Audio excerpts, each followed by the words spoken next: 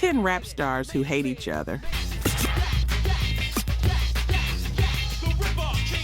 And I'm not talking about Twitter fingers or subliminal shots on Instagram Live. I'm talking about real hatred. I just had a scrap for the neighborhood, Inglewood stereotype. Gotta deal with the kind that spilled into the streets, ended careers, and in some cases, ended lives. You know some of these names. You've heard the diss tracks, but you don't know what really happened behind closed doors. The business moves that made brothers turn into enemies. Running this rap shit. Chris and Nick, we running this rap shit. The label politics that put targets on backs. The egos that couldn't share the same stage, the same city, or sometimes the same planet. This isn't entertainment. This is what happens when respect dies and pride takes over. Let's get into it. Luke's bending over, so Luke's getting stuck, Buster. Thought I was Number 10, Kool Moe Dee versus LL Cool J. I could only rock rhymes and only rock crowds, but never rock records. This one started before most of you were even born, 1987. And it wasn't about who shot who or which coast runs what. This was about something hip-hop doesn't talk about anymore, respect for the pioneer. Kool Moe Dee was already a legend, Treacherous 3, one of the first to rock the fast flow that everybody bites now. He watched this young kid from Queens blow up, LL Cool J. Another MC get paid, using my rap style, and I'm playing the... Calling himself rap's new grandmaster without ever acknowledging the cats who paved the way. But here's what Moe Dee really couldn't stomach. He believed LL stole his whole style, the cadence, the delivery, the braggadocio, and then had the nerve to act like he invented it. So Moe Dee did something nobody had really done on that level before. He made it visual. November 1987, How You Like Me Now drops, and on the album cover, a red Kangol hat. I'm taking it back, coming back, like Return of the Jedi. Sucker MCs in the place. LL's signature look. Crushed under the tire of a Jeep Wrangler. No subliminals, no confusion. That's disrespect you can see from across the record store. The title track went straight at LL's neck. Me scheming like a demon, you're screaming and dreaming. I'm from the old school. I used to see me. Moe Dee's rapping about how LL got paid using his style and he's taking it back. No apologies. LL fired back with Jack the Ripper. Then Moe Dee came with Let's Go. Then LL dropped To Da Break of Dawn. Embodied not just Moe Dee, but MC Hammer and Ice-T on the same track. That's when you knew LL wasn't playing defense anymore. Here's the thing that gets me about this beef. It represented a generational shift. Old guard versus new school, the pioneers watching their students disrespect the blueprint, and LL, he wasn't trying to hear it. He was young, hungry, and dominant. He had the hits, he had the look, and he wasn't about to bow down to anybody just because they came first. The beef went on for years, back and forth, death blow, mama said knock you out. Each one getting more personal. Moe Dee even rocked sunglasses in his videos, mocking LL's look, but by the early 90s, it was clear LL had won the commercial war.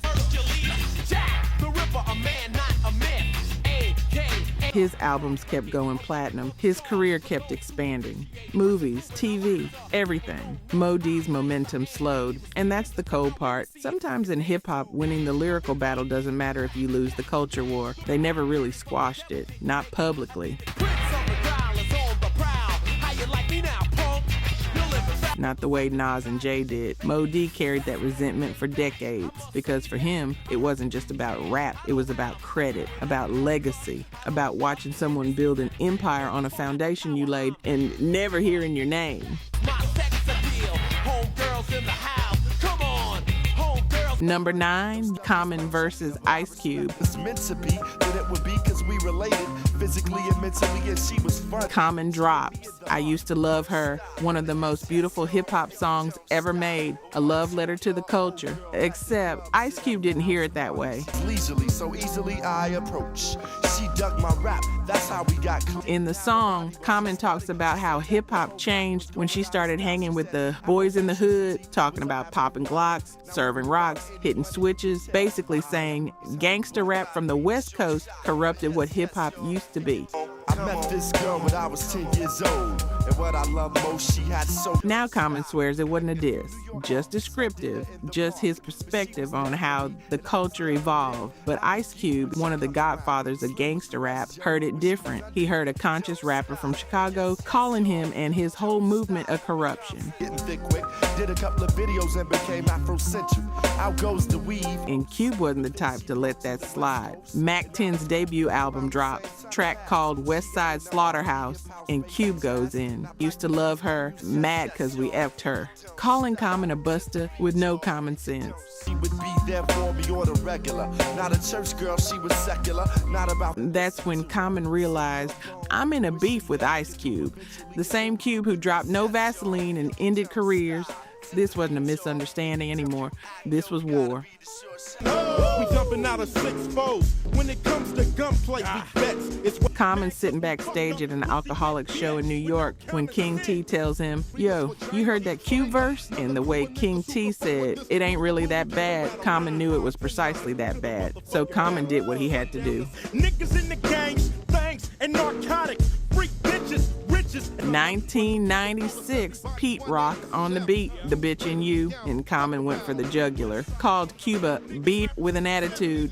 Said Cube hadn't made anything dope since his debut solo album. That was 1990. Microphone check 1 note from the West Coast, Bella and Tella. I cuss like 6 years of Cube's music dismissed. Here's where it got dangerous. Common's from the south side of Chicago. 4 corner hustlers. He wasn't just a backpack rapper. And when West Side Connection kept talking reckless on BT, Common had to make a choice. and hydraulic, full heat, knock you off your feet, clear the whole block, both. Let it go or defend himself. He chose to fight, and that's when the physical confrontations started happening. Atlanta, 1995. They ran into each other. Words were exchanged, and Common realized this might get ugly. Not just diss tracks, real street problems. The Pacific, but you buster niggas never get specific.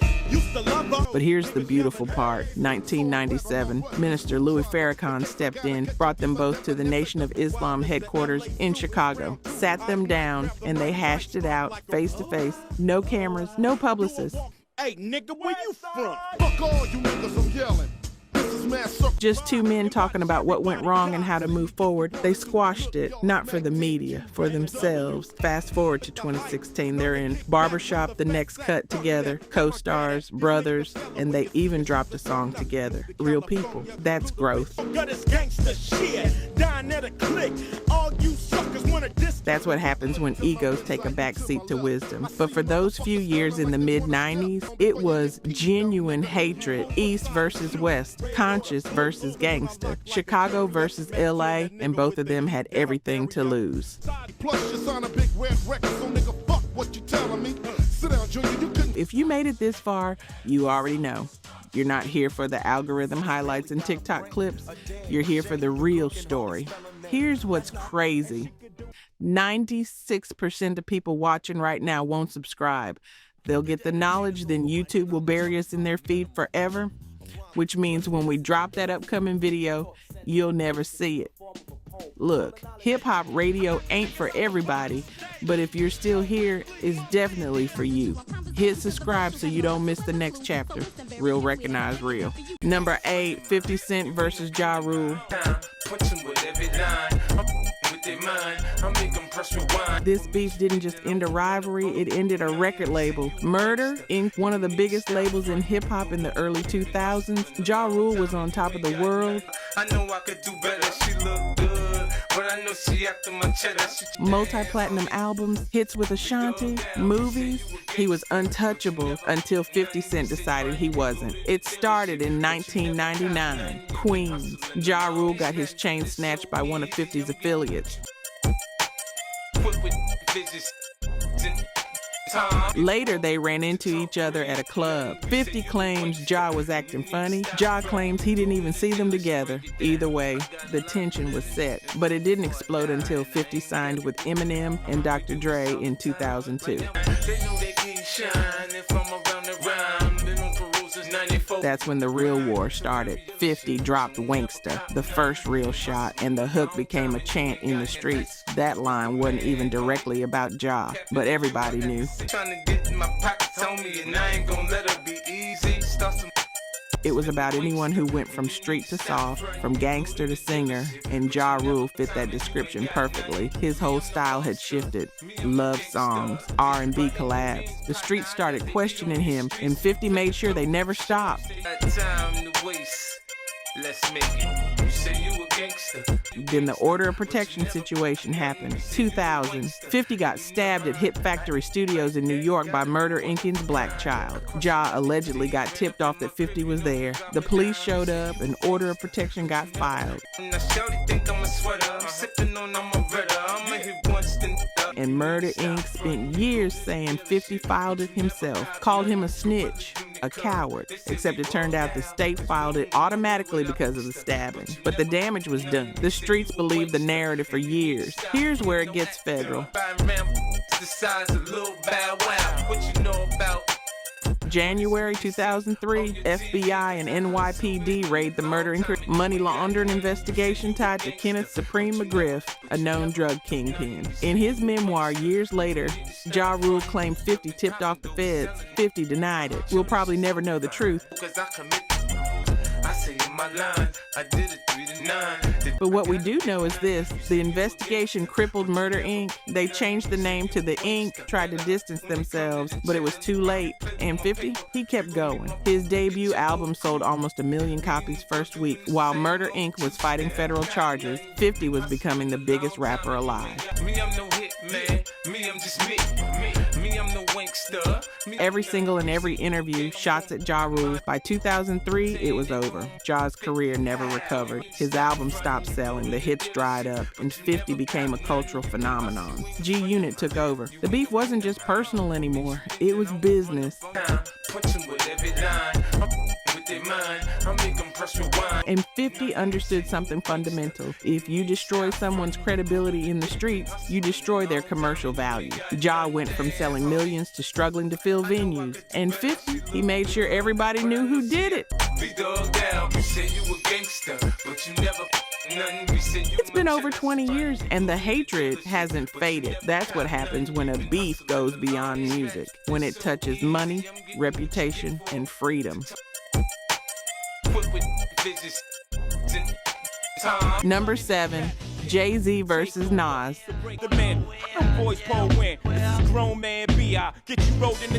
This is the one people still debate. Who won? But what nobody debates is this: Ether and Takeover are two of the greatest diss tracks in hip-hop history, and the beef behind them almost destroyed New York hip-hop. Trust me on this one, I'll detach you. Mind from spirit, body from soul. It started subtle. 1996, Jay wanted Nas on Dead Presidents 2. Nas was a no-show. So Jay sampled Nas' The World Is Yours instead, turned Nas' hook into his own, and then years of subliminal shots started. N.W.A, me, Jehovah. Hey, little soldier, you ain't ready for war. Interviews, guest verses, neither one saying the other's name, but everybody knew. Then 2001 happened, September 11th, the same day Manhattan was burning. Jay-Z dropped The Blueprint, and track 2, Takeover, was a declaration of war. Drop shook one, switch your demeanor. Well, we don't believe you. You need more people. Jay went at Nas for 3 full verses, called his career a downward spiral after Illmatic, said Nas got one hot album every 10 years, talked about how Nas was getting robbed by his label for publishing, and then the line that made it personal: you know who did, you know what, with you know who, hinting that Jay slept with the mother of Nas' daughter. Baby, spit at your lady, we bring knife to fist fight, kill your drama. Subtle, but deadly. Nas heard it, and 2 months later he responded. December 2001, Stillmatic drops. Ether is track 11, and when people say a diss track ethered someone, this is where it comes from. Nas went nuclear, called Jay ugly. Guys don't want it with hope. Ask Nas, he don't want it with Ho. No. Accused him of stealing Biggie's flow, said Eminem murdered him on Renegade, his own song. Brought up Jay's past as Jazzo's protege, getting chased to his building in his own neighborhood. Nothing was off limits, and the streets crowned Nas the winner immediately. But Jay wasn't done. He dropped Super Ugly. We running this rap shit. Eazy-E, we running this rap shit. And this is where he crossed the line. He got explicit about sleeping with Carmen Bryant, Nas' baby mother, talked about leaving condoms in the baby seat. Radio stations played it. Hot 97 went crazy. And then Jay's own mother called into the station live and told her son he went too far. Apologized to Nas and his family. But now you're just garbage. Fell from top 10 to not mention at all to your body. Jay did. On air, voice cracking. That's when everybody knew this beef had gotten out of control. Here's what's wild about this. Both of them won. Ether revived Nas' career. He went from Nostradamus being considered a failure to Stillmatic being a classic. The Lost Tapes dropped. God's Son dropped. Nas was back. And Jay. A wise man told me don't argue with fools. The Blueprint is considered one of the greatest hip-hop albums ever made. The beef didn't hurt either of them commercially, and it elevated both of them. They squashed it in 2005. Jay brought Nas on stage during his I Declare War tour, performed Dead Presidents and The World Is Yours together. You said you've been in this 10, I've been in it 5. Smart enough, Nas. 4 albums and 10. The crowd went insane. And then Nas signed to Def Jam, Jay's label, in 2006. They've collaborated multiple times since. Black Republican, Success, BBC. They're cool now. But for those 4 years, New York was divided. You were either Rockefeller or Queensbridge. There was no middle ground. I made it a hot song, and you ain't get a coin, nigga. You was getting fucked. Number 6, LL Cool J versus Canibus. This beef started over a microphone tattoo, and it ended a career. LL's working on 4, 3, 2, 1, a posse cut with Canibus, DMX, Method Man, and Redman. Canibus is the young, hungry lyricist everybody's talking about. His verse originally had the line, L, is that a mic on your arm? Let me borrow that, talking about LL's famous microphone tattoo. Canibus meant it as respect, but LL heard it different.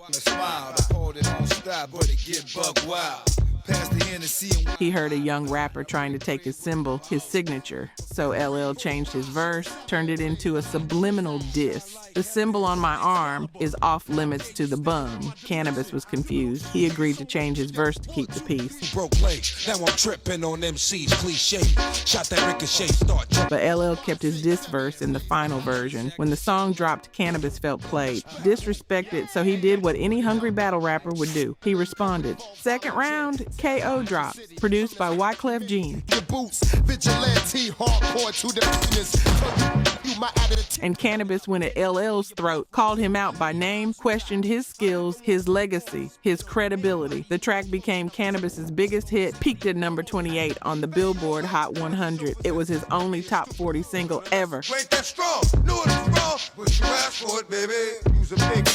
LL responded with The Ripper Strikes Back, and he didn't just attack Canibus's bars, he attacked his commercial viability. LL was saying, you're not a real artist. You're a battle rapper with no fan base. And the scary part, the numbers proved him right.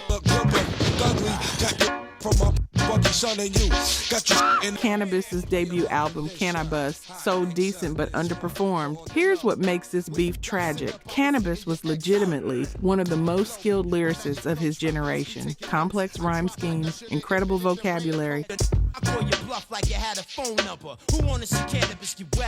The kind of rapper that other rappers respected, but he couldn't make a song. He couldn't connect with casual listeners. And LL exposed that battle rap skill doesn't equal commercial success. And in the music business, commercial success is how you stay relevant. Keep the crowd jumping. Gotta say something. I have a coke and more shots. And then he did something genius. In the liner notes of his G.O.A.T. album, he thanked Canibus, thanked him for the inspiration, for making him sharpen his pen. That's psychological warfare, turning your enemy into a footnote, a stepping stone. They eventually squashed it. 2014, Canibus joined LL on stage during LL's Christmas in Brooklyn event at Barclays Center, performed together, hugged it out, but the damage was permanent. LL went on to have a Hall of Fame career, music, movies, TV shows, Grammy performances. Canibus became a cult figure, respected by hardcore hip-hop heads, forgotten by the mainstream, and here's the cold truth. LL wasn't even trying to end Canibus's career, but that's what happens when a young lion challenges the king too early. That's why they book me. You might have the skills, but if you don't have the infrastructure, the fan base, the machine behind you, the king will bury you and keep moving. The sick one's infliction, poisonous, dark sickness, best believe finger itching with two. Number 5, Dr. Dre versus Eazy-E. It's me, so I'ma talk on, stomping on the easiest streets that you can walk on.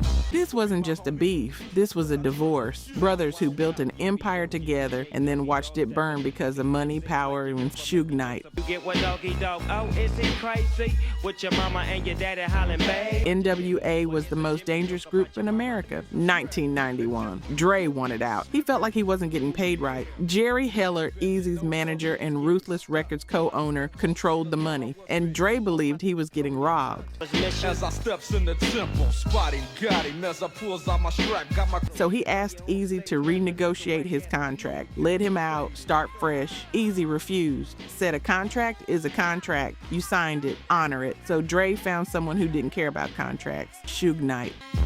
Mr. Buster, where you at? Can't scrap a lick. Before Death Row Records, before the legend, Suga was Dre's muscle. And according to the stories, some confirmed in court, some still disputed, Suge arranged a meeting with Eazy, allegedly used threats, intimidation, and Eazy signed the release papers. That you might not like. I heard she was a Frisco, but on the wrist sales, I'm talking about. Dre drops The Chronic, the most important West Coast album ever made. G-Funk is born, Snoop Dogg becomes a star. And on Fuck With Dre Day, Dre and Snoop humiliate Eazy. Eazy could have folded. He was losing his biggest producer. His group was falling apart. The industry was moving on. But Eazy wasn't built like that. Chrome to the side of his white sock tag. You're trying to check my homie, you best check yourself. 1993. Real motherfucking G's featuring Dresta and B.I.G. Knockout, and Eazy did something genius. He attacked Dre's credibility. He dug up old photos of Dre and the world-class Wrecking Crew. Let you slide, let me ride, just another homicide. Wearing sequins, makeup, eyeliner, looking like a pop star, not a gangster, and the line became legendary. Eazy wasn't just defending himself, he was rewriting Dre's image. Fight wasn't vicious, and them rhymes you were kicking were quite bootylicious. Saying you're not a real gangster, you're a studio creation. The video showed those old photos, made it visual, and the street started questioning Dre's authenticity. Here's the cold business part. Dre's contract still gave Eazy a percentage of his Death Row earnings. So every time the Chronic sold, Eazy got paid. That's why Eazy said Dre Day only meant Eazy's payday. He was profiting off Dre's success while destroying his reputation. But Dre never responded directly. He didn't have to. The Chronic went triple platinum. Snoop's Doggy Style debuted at number 1.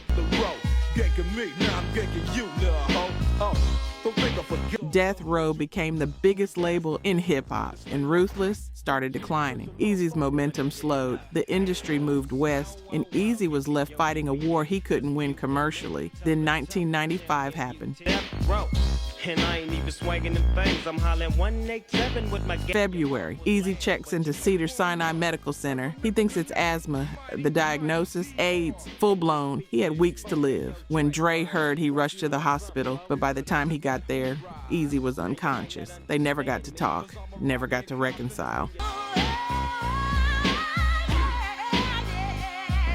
March 26, 1995. Eazy-E died 30 years old. Dre carried that regret for decades. Said in interviews he wished they could have moved past the business, past the beef, back to the brotherhood. But the music business doesn't allow that. Wow, wow, wow, yippee yo, yippee yay, doggy dogs definitely. Number 4, Ice Cube versus N.W.A.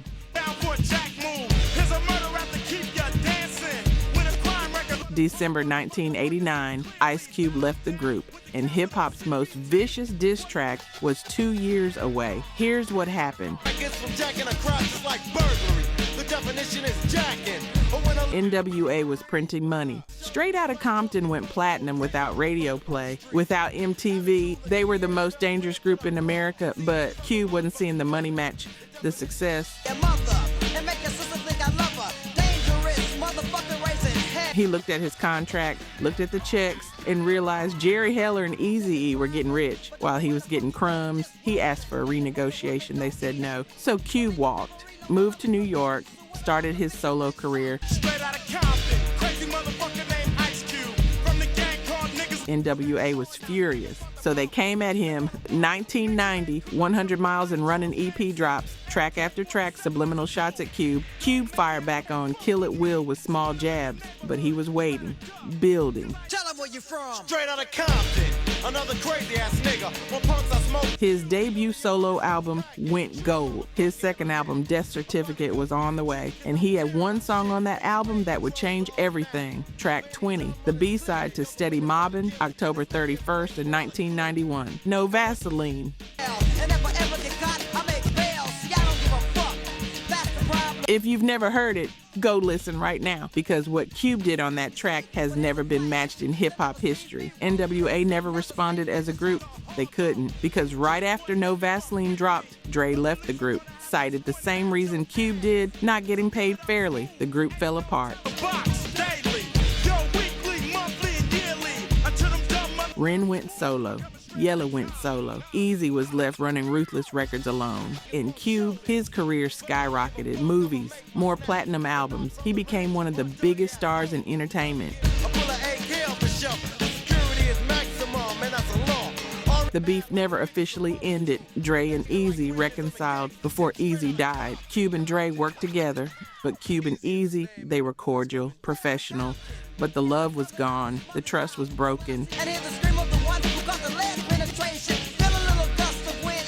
And when Eazy died in 1995, Cube had to live with it, had to wonder if things could have been different. No Vaseline is still considered one of the greatest diss tracks ever. Not because of the production, not because of the delivery, because of the surgical precision. Cube knew exactly where to cut, exactly what would hurt, and he didn't hold back. Number 3, KRS-One versus MC Shan, The Bridge Wars.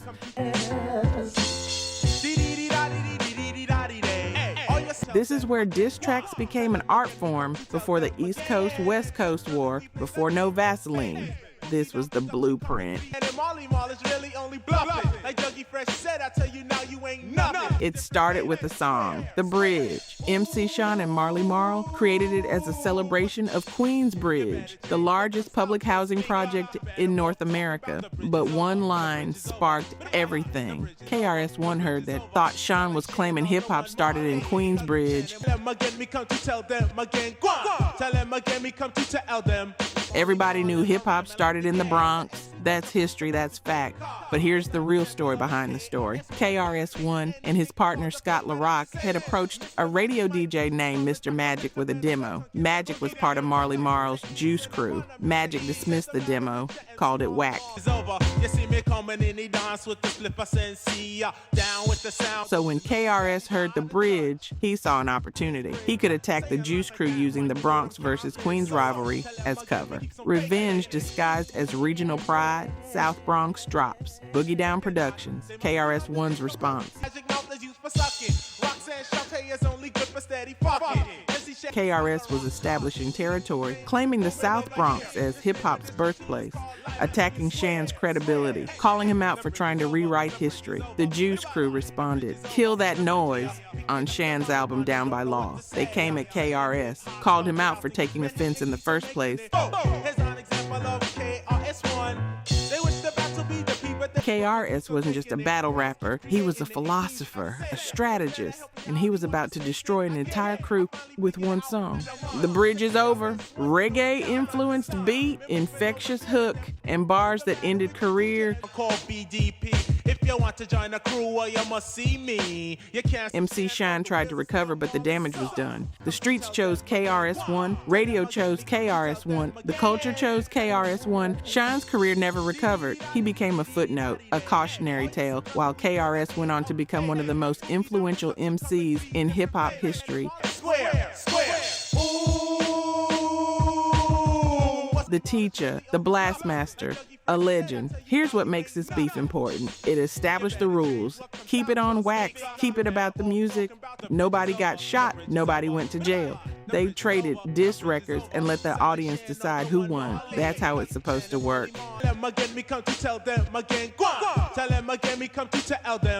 And for years, that's how it worked, until the business got too big, until the stakes got too high, until people started dying. MC Shan and KRS-One squashed the beef publicly in the mid-90s, did a Sprite commercial together, What's the matter with your MC Marley Marl? Don't you know that he's out of touch? traded bars in a boxing ring, made it entertainment, acknowledged that the battle pushed both of them to be better. That's growth. That's maturity. But it doesn't change history. KRS won decisively, and The Bridge Is Over is still played at parties today. The documentary Beef captured footage of the original battle, and you can see it in their faces. This wasn't a game. This was war. And when the smoke cleared, one man stood tall, and the other spent decades trying to explain what went wrong. Manhattan keeps on making it, Brooklyn keeps on taking it, Bronx keeps creating it, and Queens. Number 2, Tupac versus Biggie, East Coast versus West Coast. This is the one that changed everything, the one that proved beefs can kill. November 30th, 1994, Quad Recording Studios. Tupac shows up to record a verse for Lil Sean. Minutes later, 2 gunmen run into the lobby. Order everyone to the floor. When Tupac hesitates, they shoot him 5 times, rob him, leave him bleeding. Tupac survives, gets taken out on a stretcher as they wheel him past Biggie and Puff Daddy, who were upstairs in the studio. In his mind, it's clear. They set him up. They knew. Biggie denies it, Puff denies it, but Tupac doesn't believe them. The seed is planted, the friendship is over. Then the diss track started. Biggie releases Who Shot Ya? February 1995, a B-side to Big Papa. Biggie swears it was recorded before the shooting. Wasn't about Tupac, but Tupac hears it different. Hears it as mockery, as disrespect. You can tell from my everyday fits, I ain't rich, so cease and desist with them tricks. Suge Knight posts Tupac's $1.4 million bail, flies across the country, picks him up in a limousine, and Tupac joins Death Row. He drops All Eyes on Me, double album.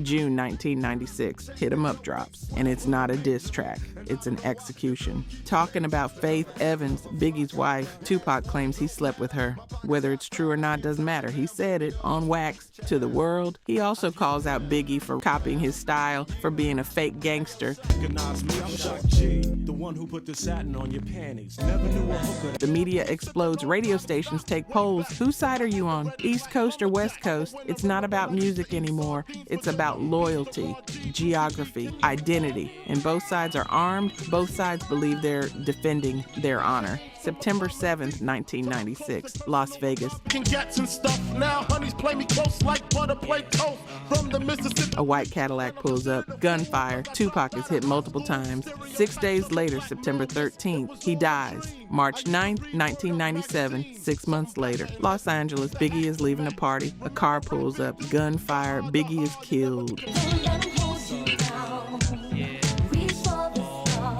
2 of the greatest rappers in history dead before 26 because of a beef that started over a misunderstanding, over paranoia, over the industry turning friends into enemies. And the worst part, neither one got to defend themselves. Neither one got to tell their full story. We're left with fragments, theories, documentaries that raise more questions than answers.